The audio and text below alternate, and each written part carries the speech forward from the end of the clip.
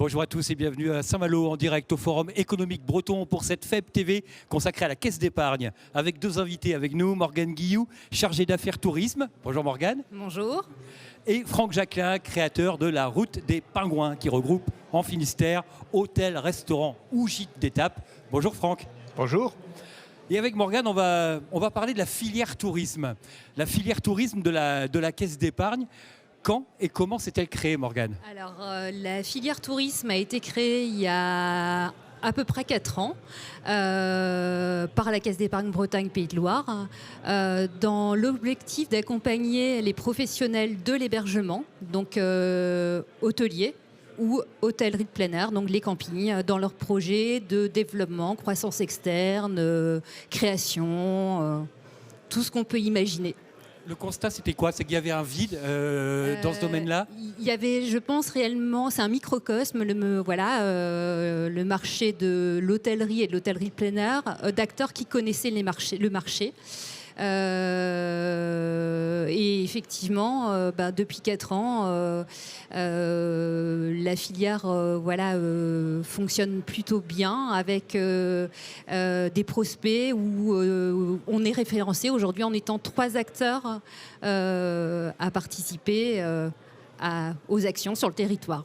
Alors, avant de parler de votre rencontre et comment vous pouvez travailler ensemble, on va peut-être rappeler, pour ceux qui ne sont pas finistériens, et il y en a quelques-uns ici à Saint-Malo, Franck, l'idée, l'essence de la Route des Pingouins. Le projet a démarré quand nous avons acheté, ma femme et moi, un monument historique à la pointe du Finistère, au-dessus de Brest, qui s'appelle le château de Kergrouadès, pour en faire un lieu collectif. Donc on y a créé plusieurs associations, beaucoup d'animations, et on s'est posé la question de comment pérenniser ce projet. Et on a commencé par transformer un bâtiment qui était l'ancienne mairie du bourg en un gîte d'étape. C'était très peu développé, les gîtes d'étape, à la pointe du Finistère, le long du littoral. Et puis après, on a transformé une colonie de vacances en un hôtel-restaurant qui s'appelle le Château de Sable. Et puis, chemin faisant, on a été assez sollicité pour rénover des lieux en déshérence, avec l'idée de faire soit des gîtes d'étape à des prix très abordables, soit sur des sites d'exception, des lieux exceptionnels d'hôtels, restaurants. Et c'est comme ça qu'on trace la route des pingouins, en quelque sorte. Il y a une idée quand même d'un tourisme éco-responsable. Oui. Oui, alors ça veut dire plusieurs choses, en fait. Ça peut être éco-responsable au sens des produits que vous utilisez, des matériaux dont vous vous servez, mais c'est aussi au sens du mode de fonctionnement de l'établissement. C'est la logique pour laquelle nous, on a souhaité faire évoluer la tête de l'entreprise en une ESS, en fait, une entreprise de l'économie sociale et solidaire. Comment s'est fait la rencontre, Morgane? Alors, vous connaissiez certainement Franck, au moins de nom, de réputation, et concrètement? Il y a environ 3 ans qu'on s'est rencontrés. Franck ne manque pas de projet. Donc, on a évoqué pas mal de projets qu'il y avait. On a pu travailler ensemble sur un premier projet.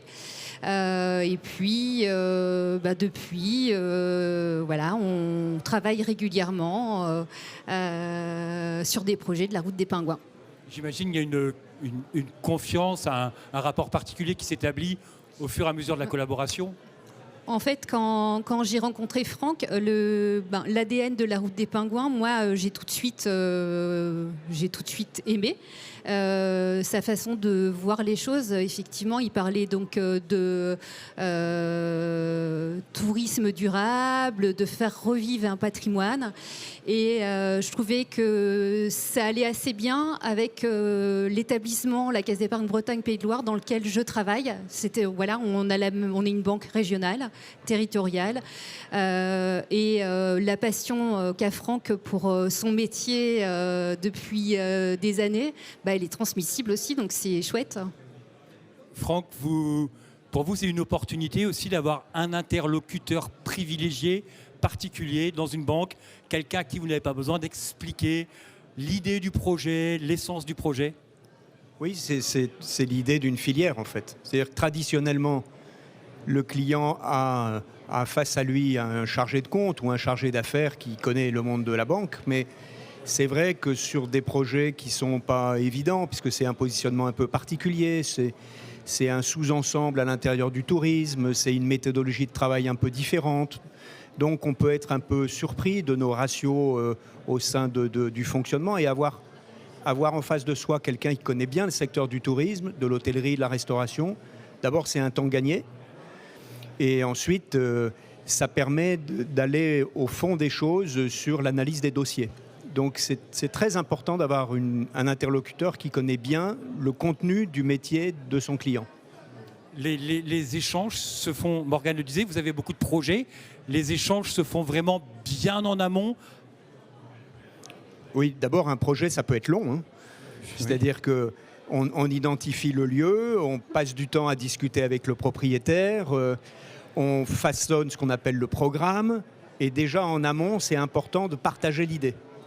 Ça peut durer, j'ai en tête un projet, il va durer je pense entre 8 et 10 ans. Ça paraît considérable, mais c'est un lieu où la première fois que je l'ai visité, c'était fin 2018, et je pense qu'on va ouvrir raisonnablement 2026-2027. Donc c'est important aussi d'avoir cette mémoire et de pouvoir en amont travailler avec quelqu'un qui a aussi confiance dans l'approche, en fait. On gagne du temps, c'est plus efficace, voilà.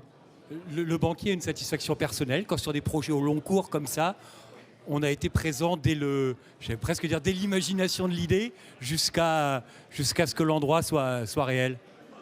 On est toujours content en fait d'accompagner des beaux projets, des gens qui ont envie, des gens qui... Franck est quelqu'un qui s'implique énormément. Je pense que voilà, il le dira pas, mais énormément sur le territoire.